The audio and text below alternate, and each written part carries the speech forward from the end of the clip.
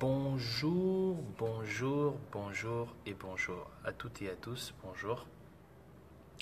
Je vous tiens le bonjour chez vous, pour ceux qui sont dans les endroits où il fait jour. Voilà. Et je vous tiens le bonsoir chez vous, pour ceux qui sont dans des régions où il fait plus ou moins nuit. Donc, pour ceux qui se connectent à l'instant, je vous prie de bien vouloir partager la vidéo.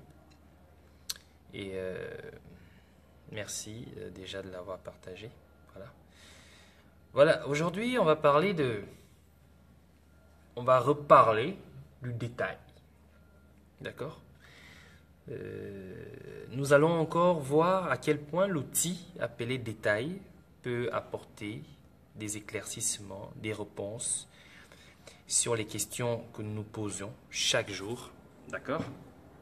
Sur les questions que nous abordons chaque jour dans notre quotidien et notamment sur la question, on va appuyer l'outil du détail sur ce qui se passe aujourd'hui à New York, qui est perçu par certains d'entre nous comme étant peut-être un signe fort de la fin de la lutte, de la victoire de Bongo pour certains, un signe fort de la fin de la lutte, pour considérer même par lui-même, Bongo, qu'il a pu atteindre ses objectifs. Donc, je vais essayer de m'appuyer sur l'outil du détail, ici, pour vous démontrer, en fait, que tout ce qui se passe, en réalité, n'a aucune valeur. Donc, surtout pour que ceux-là qui ont déjà participé, qui ont déjà sacrifié, qui ont déjà donné tout ce qu'ils avaient comme temps, comme détermination, à comprendre ce que vous avez offert à cette lutte aujourd'hui, depuis que tout cela a commencé, en réalité, n'est pas insignifiant. Vous avez donné bien plus que vous ne devriez et ça a produit bien plus de résultats que vous ne pouvez imaginer. Alors moi, je suis un homme de science, d'accord? Je suis un homme de science et cette qualification, cette qualité d'homme de science fait que toute question sur comment expliquer ce qui se passe dans notre société, je me base toujours sur des éléments de science, sur des outils de science, parce que c'est ce qui me permet d'avoir un jugement plus ou moins vrai, plus ou moins authentique, plus ou moins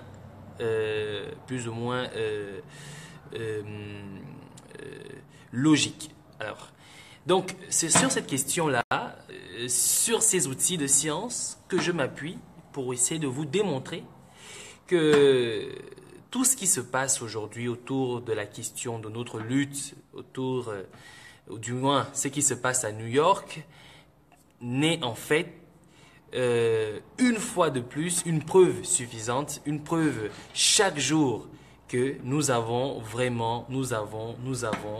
sommes à l'arrivée, à la fin du règne des Bongos. Maintenant, la fin du règne des Bongos se trouve où? C'est un peu comme parler de la porte du paradis. On vous dit chaque jour que vous êtes à la porte du paradis, vous êtes près du paradis, vous êtes près de ce que vous avez attendu au cours de toute votre vie. Mais personne ne sait où elle se trouve.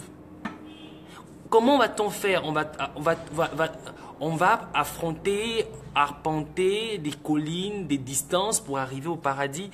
Non, la porte du paradis est juste à côté de vous. C'est ça en fait. La fin des Bongos est juste à côté de nous. La réussite de ce que nous sommes en train de faire, est à notre portée. Elle n'est pas loin, elle est juste là à côté. Mais seulement nous ne sommes pas encore capables de la voir car nous ne méritons toujours pas de la voir. C'est comme l'accès au paradis. C'est juste à côté de vous. Mais vous n'arrivez pas à voir cette porte d'accès parce que vous n'êtes pas encore prêt à pouvoir la voir.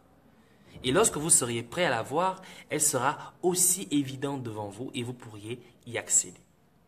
C'est la même chose avec les Bongos. C'est la même chose avec la fin du règne des Bongos. C'est la même chose avec les dictatures. Les dictatures en Afrique. Elles sont arrivées au terme de leur cycle. Mais seulement, ils ne veulent pas justement que vous voyez qu'ils sont arrivés au terme de leur cycle. Alors, pour cela, je vais essayer de vous expliquer ma vision des choses. D'accord?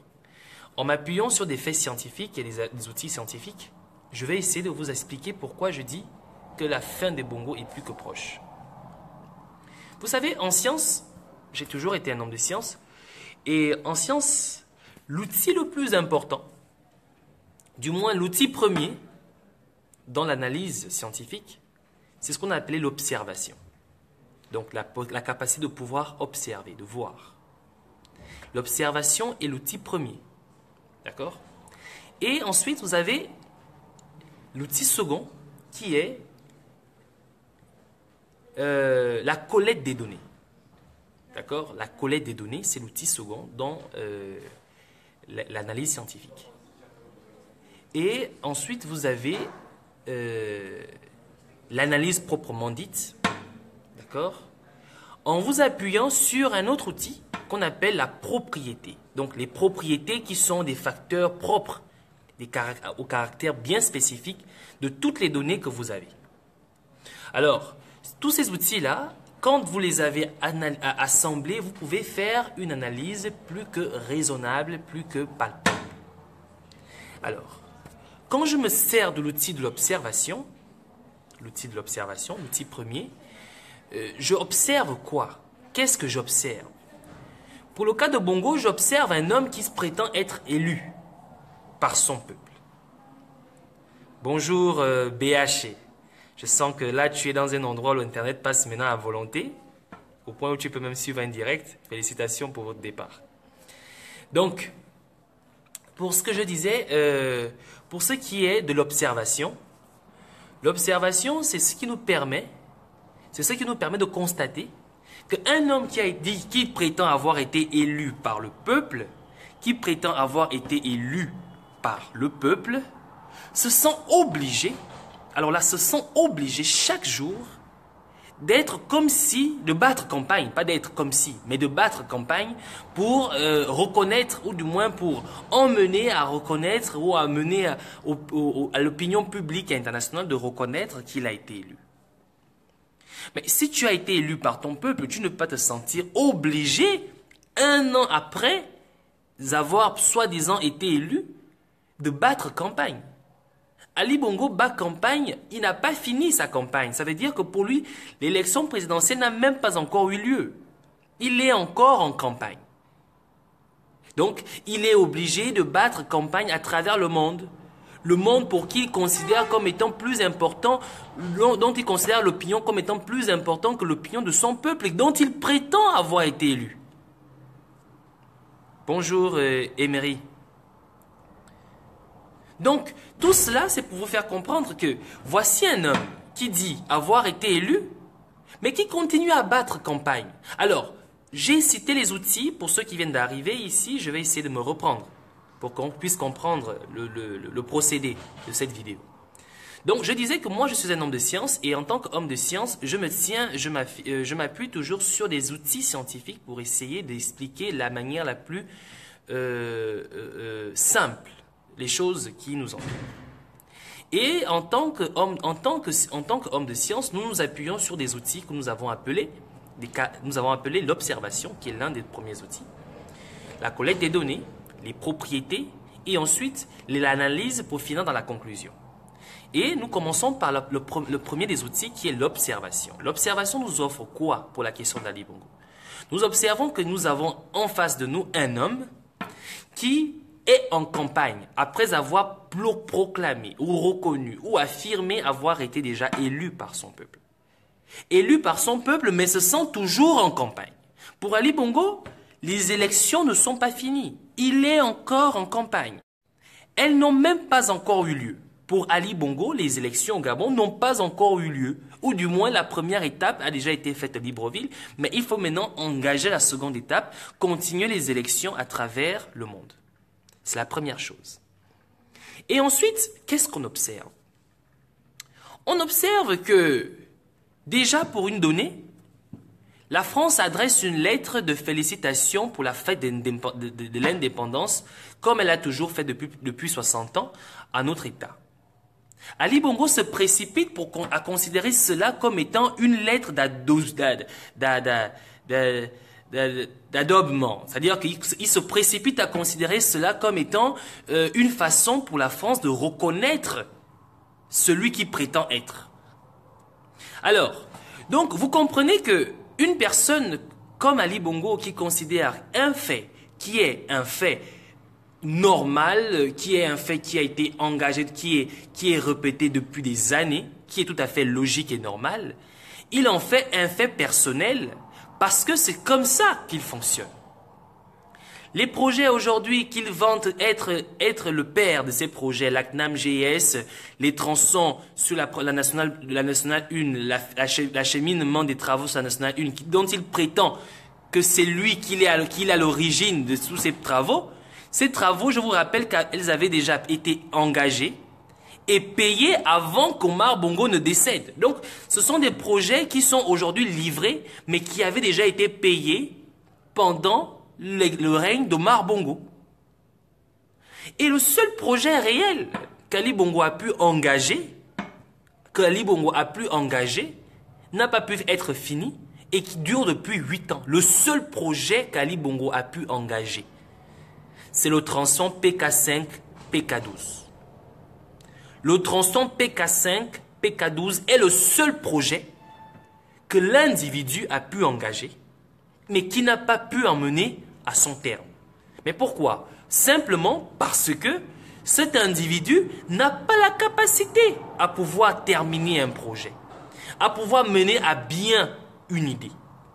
Parce que c'est une personne qui n'a pas la connaissance, la sagesse de comprendre que lorsque tu engages quelque chose, tu dois aller à sa fin.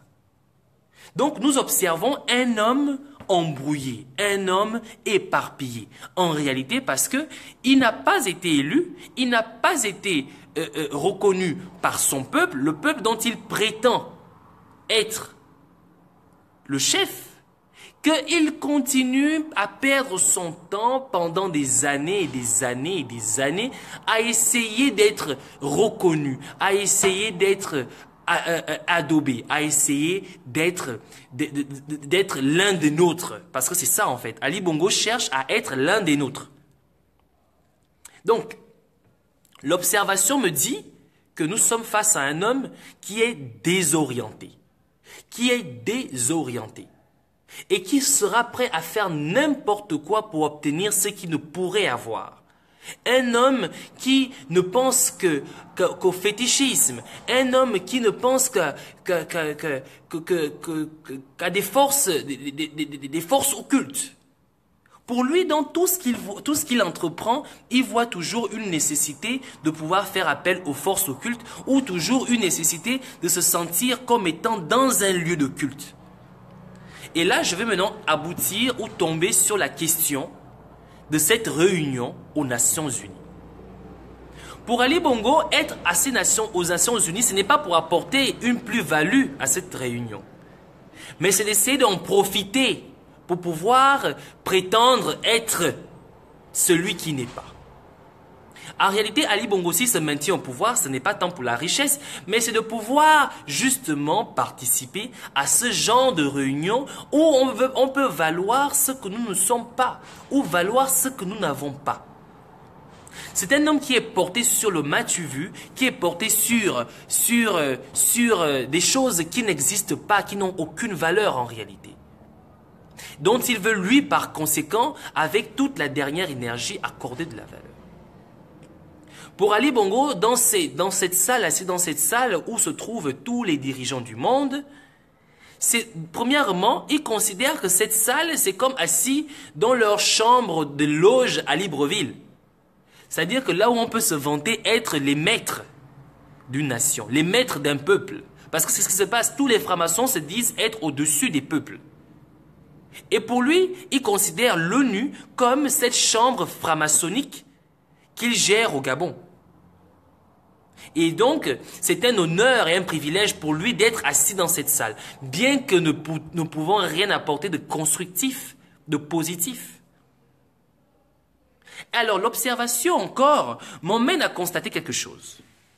Quelque chose dont je suis sûr que vous aussi vous avez constaté. Les deux discours de Trump et comment il s'appelle, et d'Emmanuel Macron nous permettent en fait ici de comprendre le but de ce genre de rencontre. Ce genre de rencontre n'ont pas seulement raison à vouloir parler des problèmes du monde, non. Mais c'est une tribune qui permet de venir à ceux qui ont le pouvoir, d'affirmer à ceux qui n'ont pas le pouvoir, de ceux qui ont le pouvoir d'affirmer à ceux qui n'ont pas le pouvoir, qui a le pouvoir, qui est le chef. Alors, ne participe pas à ceux-là, ne participe pas à ces assises, ceux-là qui ne peuvent, mais ceux-là qui doivent, parce qu'ils sont obligés d'être là. Ces assises n'ont pas seulement cette caractéristique à ces personnes de pouvoir affirmer qu'ils ont le pouvoir, mais ils ont aussi des fins à ce que nous avons appelé l'esclavagisme volontaire.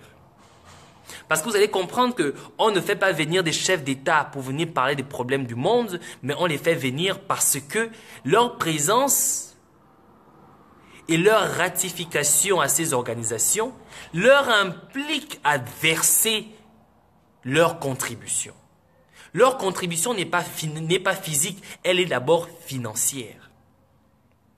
Tu veux participer à ce salon, considérez ces assises à New York comme étant en fait des grands dîners de gala, où on fait des collectes de fonds. Alors ne peut assister que celui qui peut apporter des fonds, et non celui qui est droit, et non celui qui a été élu démocratiquement. Et non celui qui a une force politique ou une force de savoir vraiment grandiose. Non, ne peut assister que celui qui doit et qui peut financer, qui peut donner sa contribution. Mais cette contribution sert à quoi exactement? Cette contribution ne sert pas à régler les situations, à régler les problèmes dans le monde ou pour les plus faibles. Non. Elle sert à asseoir et à financer le pouvoir de ceux qui vous rappellent qu'ils ont le pouvoir. Donc c'est pour vous dire ici que dans ces assises, en réalité, Ali Bongo ne peut que participer pour deux raisons. La première raison, pour Ali Bongo, c'est pour lui à démontrer à ses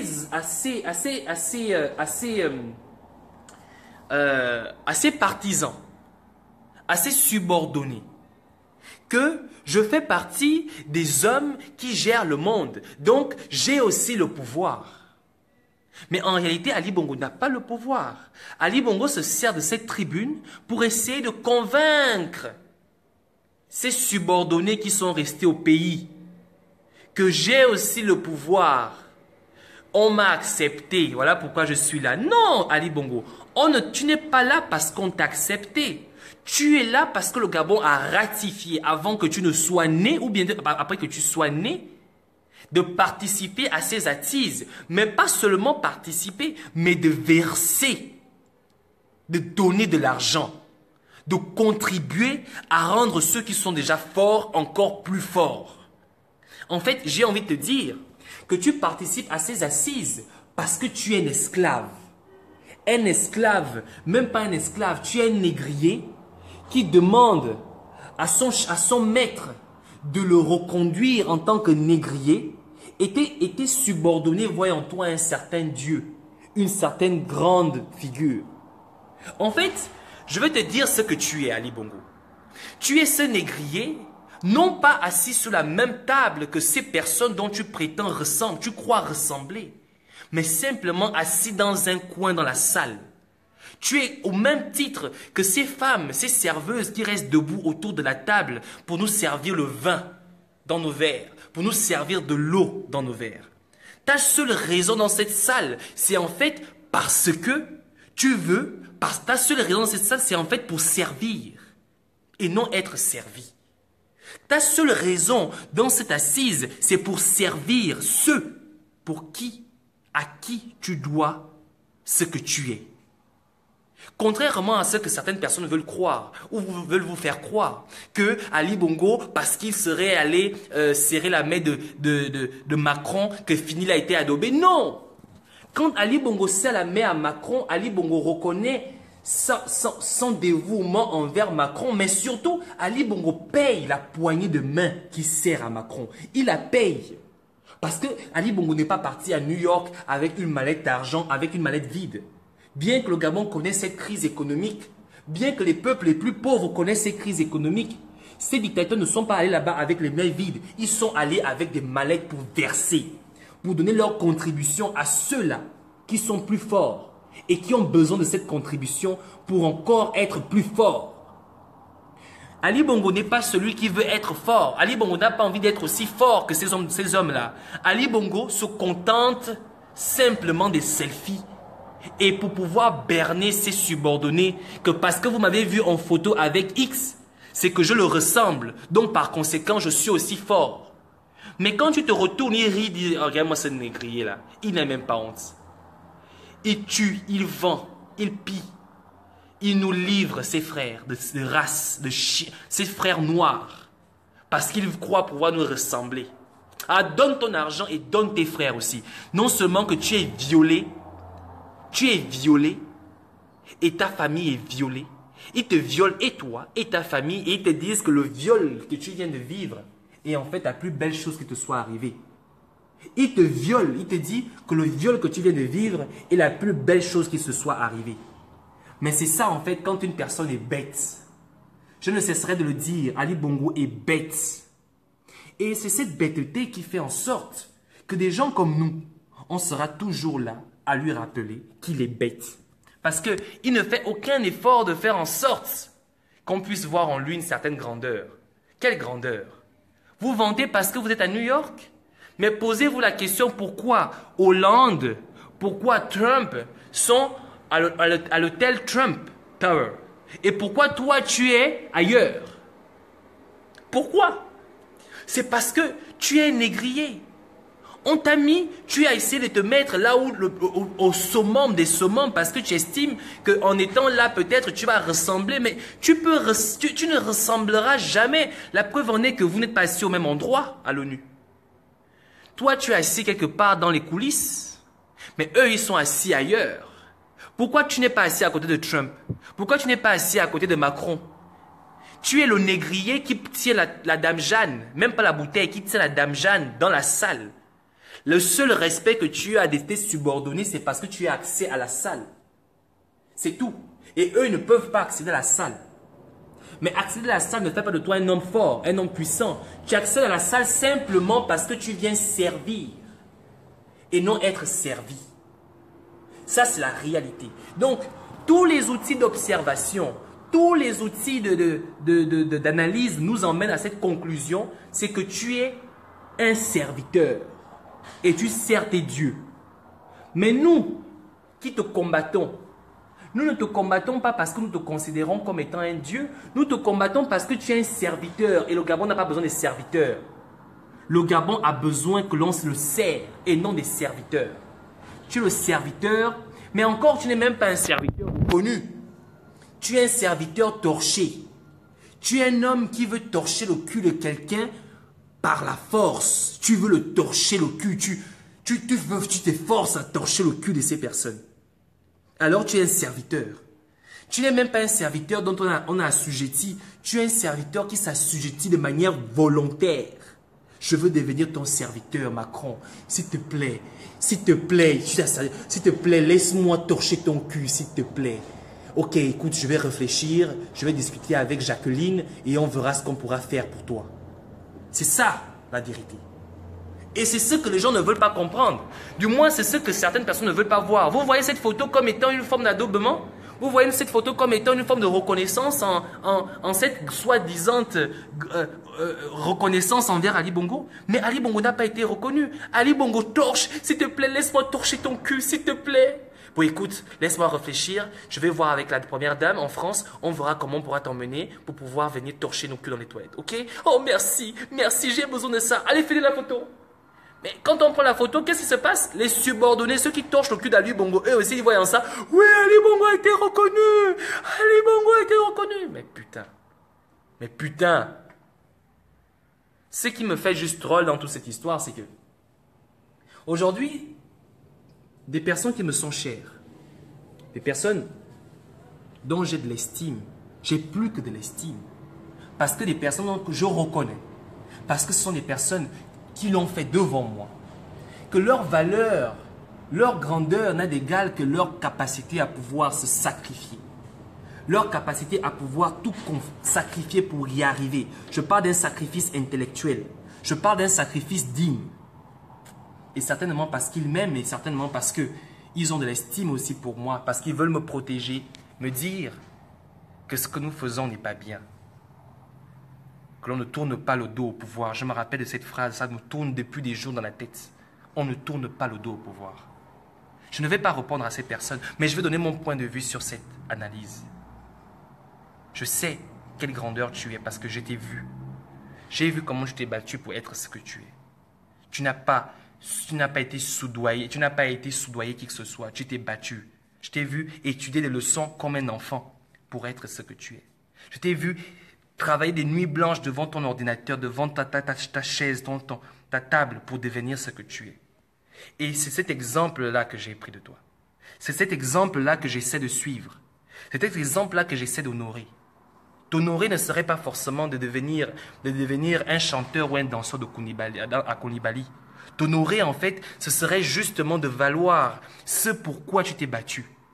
Tu t'es battu parce que si tu as passé des nuits blanches sur cette table, à travailler pour être ce que tu es, c'est parce que tu croyais seulement à cela. Tu ne croyais pas au fait qu'une certaine personne va faire de toi non. Et c'est ce que j'ai fait toute ma vie. Je me suis battu toute ma vie. Même quand on ne pensait même pas que je pouvais arriver, je pouvais franchir la classe de 3e, je l'ai franchi. Mais qu'est-ce qui m'a poussé à franchir cette classe? C'est le rêve. C'est le rêve qui m'a permis d'avancer. Et c'est le rêve aujourd'hui qui me pousse à me battre contre cet homme-là. Le rêve de voir un jour ce que tu as fait soit la seule chose que les gens devront faire au Gabon pour réussir. Travailler, se battre, étudier. C'est pour cela que je me bats. C'est pour cela que je me bats. Je ne me bats pas parce que je suis manipulé, parce que je suis instrumentalisé par un quelconque homme politique. Je me bats pour que tout le monde suive la trace. Tout le monde suive l'exemple que tu m'as donné. C'est l'exemple que tu m'as donné qui m'a permis de venir ici. C'est l'exemple que tu m'as donné qui fait en sorte que je sois parmi les meilleurs là où je suis. L'exemple que tu m'as donné qui fait en sorte que je puisse me réveiller, que je puisse ouvrir les yeux. Ce n'est pas que je te déshonore, je sais que je ne te déshonore pas. Mais c'est juste que ne pas dire ce qui est vrai, pour moi, c'est de te déshonorer. Te déshonorer, ce n'est pas... te déshonorer, ce n'est pas de ne pas faire comme tout le monde fait. Te déshonorer serait de me taire quand la vérité doit sortir. Donc, la personne à qui je m'adresse se reconnaîtra. Ça, je voudrais te dire. Et encore, juste me revenir sur cette phrase que tu m'as dite, on ne tourne pas le dos au pouvoir. Sans vouloir te faire de la morale. J'aimerais te dire qu'en fait, le pouvoir, c'est qui? Le pouvoir, c'est le peuple. Et tourner le dos au peuple, c'est tourner le dos au pouvoir. Et donc, je n'ai jamais tourné le dos au pouvoir. Car je suis toujours avec le peuple. Et le véritable pouvoir, c'est le peuple. Trump l'a dit. Il faut reconnaître. Vous avez écouté le discours de Trump. Trump l'a dit. Vous avez écouté le discours de Emmanuel Macron. Tous dans leurs introductions ont rappelé ceci. Je suis ici parce qu'un peuple s'est battu pour le cas de Macron. Je suis ici parce que ce peuple libre français, pendant la guerre contre la guerre mondiale contre les Allemands, ils se sont battus pour devenir ce peuple libre. Et ce peuple libre m'a élu. Et c'est à cause du fait que ce peuple libre qui m'a élu que je suis aujourd'hui devant vous. Je n'ai pas tourné le dos au pouvoir. J'ai tourné le dos à ce qui n'est pas le pouvoir. Car le pouvoir n'est pas forcément... Le pouvoir, lui, ce n'est pas celui-là. C'est un pouvoir éphémère. Un pouvoir porté sur la capacité à pouvoir financer. La capacité à pouvoir opprimer, la capacité à pouvoir tuer. C'est ce pouvoir-là. C'est ce pouvoir. Mais ce pouvoir est éphémère. Car tant qu'Ali Bongo aura de l'argent, Ali Bongo aura ce soi-disant pouvoir. Mais il faut comprendre une chose. Que le fait d'avoir tourné Ali Bongo le dos au pouvoir, ou le fait d'avoir tourné Ali Bongo le dos aujourd'hui, je l'ai affaibli. Car Ali Bongo est obligé de puiser dans les ressources de la famille pour pouvoir continuer à se maintenir là où il est. C'est seulement qu'il ne veut pas le reconnaître, mais on le voit. Car la capacité d'analyse et justement, et les outils d'analyse, qui est l'observation, l'observation de la collecte de données, nous démontrent qu'aujourd'hui, il est plus qu'affaibli. Voilà pourquoi il est obligé d'aller torcher le cul aux gens à l'ONU.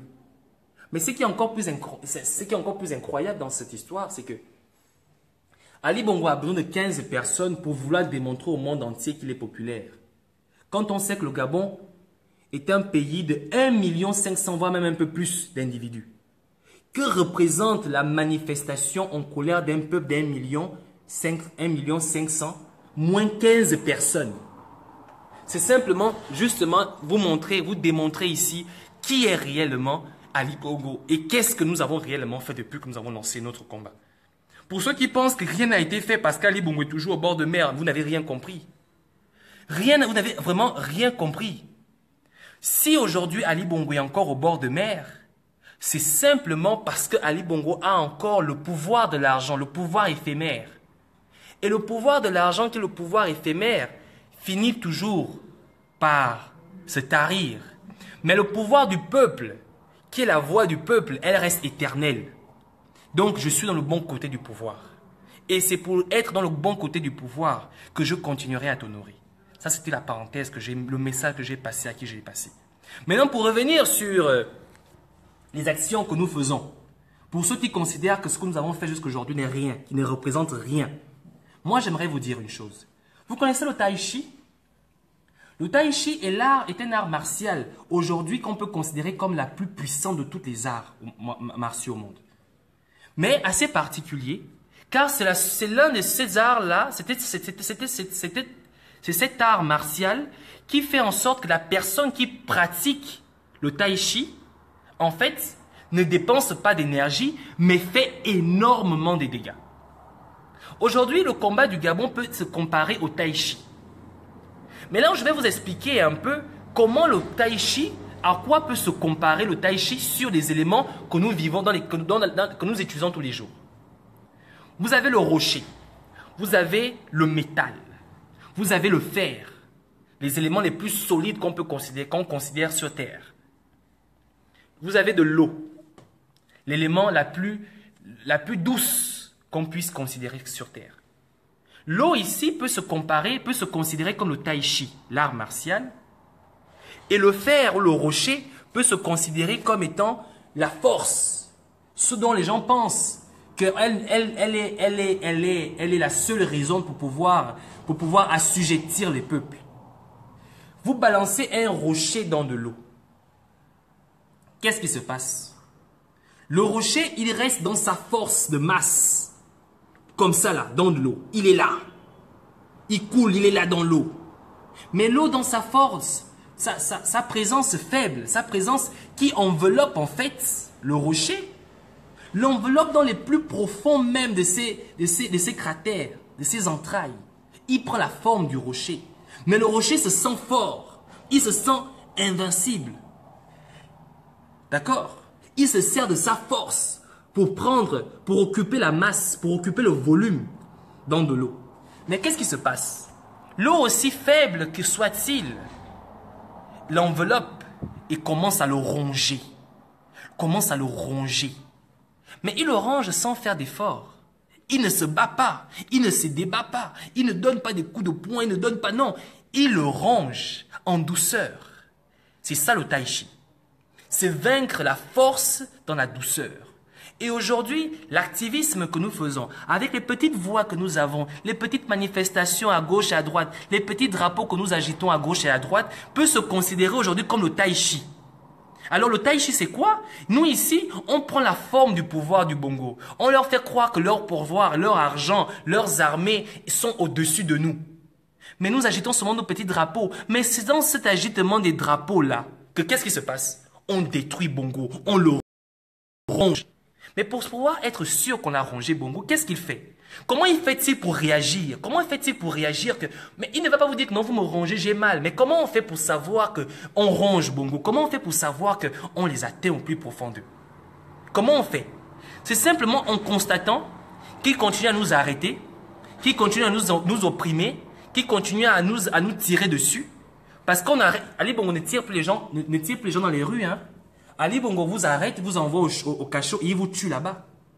C'est parce que nos petits drapeaux avec douceur. Tu vois quand tu achètes un drapeau. Voilà, tu achètes un drapeau comme ça, là, ça fait du vent. Hein? Le petit vent là, quand tu fais comme ça là, c'est ce qui tue Ali Bongo. Ils prétendent au début, qu'est-ce qu'Albile Binze disait? Que vous vivez sur l'imaginaire, vous vivez sur Internet. Nous, on vit dans la réalité. On ne se préoccupe pas de ceux qui vivent sur Internet. Mais finalement, c'est sur Internet là qui a fait de ceux qui fait en sorte qu'aujourd'hui, ils dépensent de l'argent pour soudoyer les gens à travers le monde, pour soudoyer les activistes à travers le monde. Parce qu'il a voulu nous faire croire que sa force financière, sa force parce qu'il a l'armée derrière lui, est la seule chose qui pourra le maintenir là. Mais il s'est rendu compte que nous qui pratiquons le tai chi, ouais, le tai chi, on pratique le tai chi. Nous, en fait, on le détruit, on le ronge dans la douceur, sans dépenser de l'argent, sans dépenser de l'énergie, mais simplement en travaillant avec nos têtes. C'est ça, le tai chi. Lui, il a la force des muscles, nous, on a ça. Et c'est ce qui fait en sorte que je dis, quand le peuple en entier, quand le peuple dans sa totalité comprendra, prendra conscience que nous avons en fait la véritable force, la force mentale, la force du mental, la force là, ça. Et que c'est cette force-là qui ronge Ali Bongo dans ses entrailles. Comme ce rocher tombé dans de l'eau qui sera rongé. Toutes sortes de rochers. Que ça soit du métal. Même le métal, vous prenez un bout de fer, vous balancez dans l'eau. Aussi imposant qu'il soit. L'eau finira toujours par prendre dessus. L'eau finira toujours par le ronger. L'eau finira toujours par le faire disparaître. Ça prendra du temps, mais il va disparaître. Et quand il va disparaître, l'eau ne changera pas. Il sera toujours là. Toujours égal à lui-même. Toujours égal à lui-même. Qu'est-ce qui déplace les montagnes? On dit les montagnes ne se déplacent pas. Mais qu'est-ce qui déplace les montagnes? C'est des lacs. Parce que là, je ne sais pas si vous pourriez percevoir cela. Je vous aurais montré un exemple de ce que fait de l'eau. Ici, il y a un lac, juste au-dessus de mon université. Là, juste en face, je vais essayer de vous le faire, de faire voir à quoi ça peut ressembler. Peut-être, vous pourriez avoir une idée de ce que je suis en train de dire. Vous voyez ça? C'est un lac. Je ne sais pas si vous arrivez à le percevoir ici. Donc là, vous avez un lac. Et au-dessus du lac, il y a des montagnes. D'accord? Vous avez un lac là. Et au-dessus du lac, il y a des montagnes. D'accord? Donc, ce lac-là, avec le temps, s'est agrandi. S'est agrandi. Ne fait que continuer à pousser, à grandir, à grandir, à grandir. Et qu'est-ce qu'on constate des montagnes? Les montagnes ne font que reculer, reculer, reculer. Aussi imposantes qu'elles soient-elles. C'est exactement ça. Mais quand tu viens de loin, la montagne est toujours là. Je suis là, Ngando, je ne pars pas. Je suis là, Ngando, je ne pars pas. Mais en fait, il part. Mais il ne va pas vous dire que je suis en train de partir. C'est ça, en fait, Ali Bongo. Ali Bongo a besoin de ce genre de rencontres à l'ONU. Ali Bongo a besoin de ce genre de photos. Ali Bongo a besoin de s'asseoir au fond de la salle, dans des salles où se trouvent les hommes qui dirigent le monde, pour donner l'impression qu'il fait partie de ceux-là qui dirigent le monde.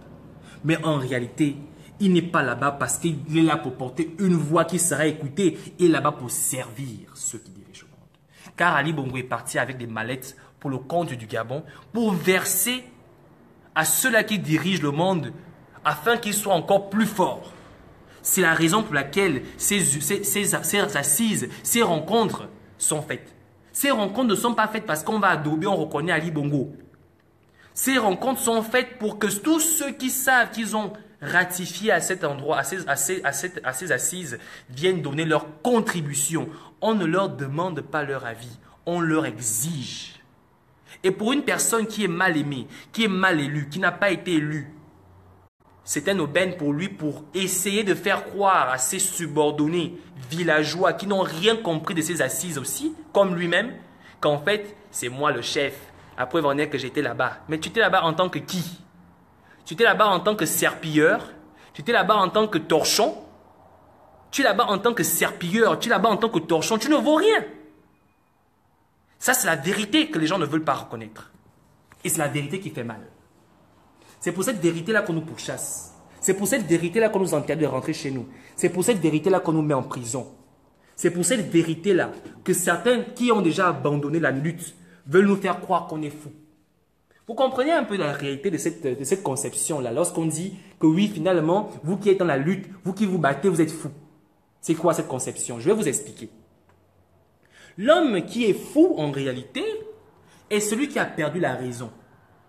Mais le fait d'avoir perdu la raison fait en sorte qu'il ne veuille pas reconnaître qu'il a perdu la raison. Alors, pour couper court, il dit simplement que vous qui avez la raison, vous êtes fou. En fait, un homme n'a jamais su reconnaître sa défaite.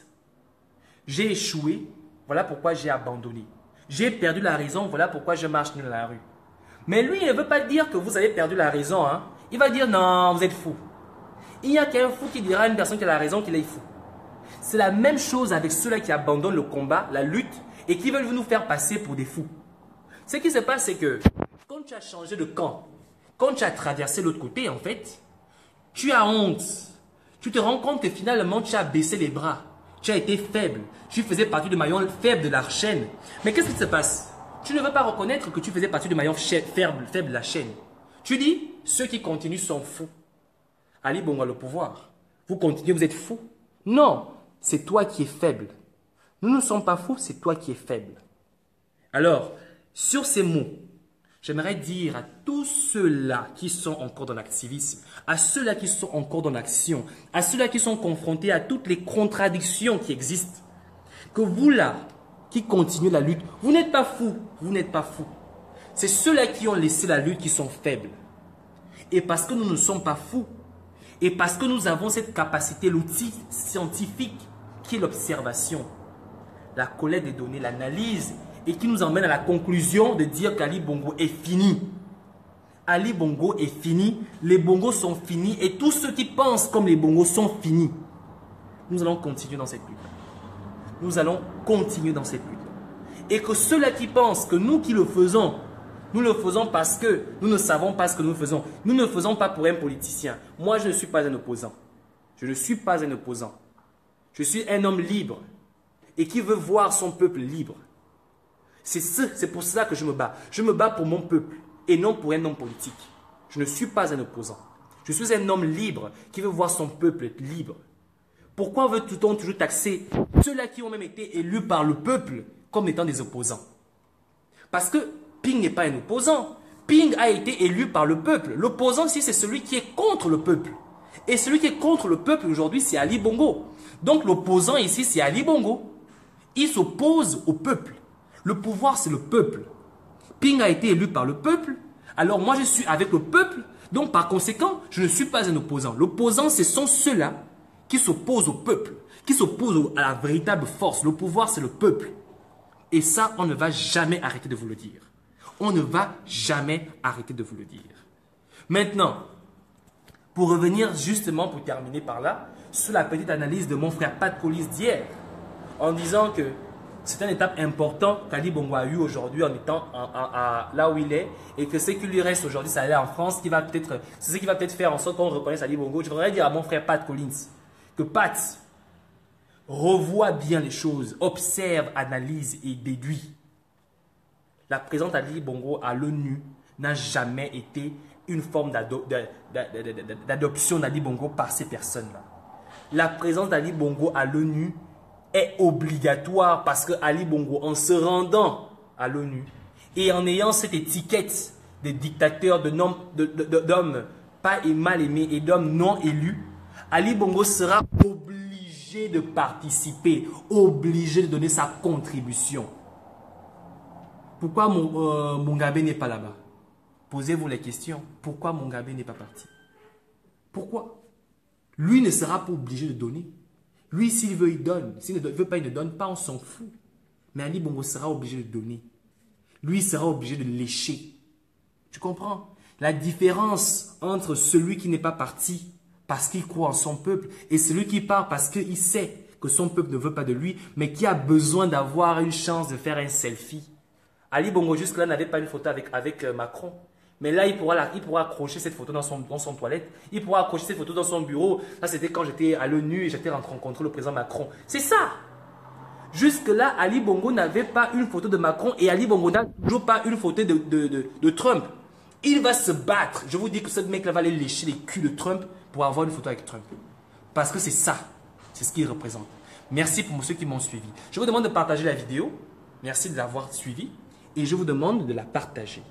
Partagez-la, partagez, partagez, partagez. D'accord? Partagez la vidéo ou partagez le message. Et restez ce que vous avez toujours été. Merci de m'avoir suivi. Bonne soirée. Ciao.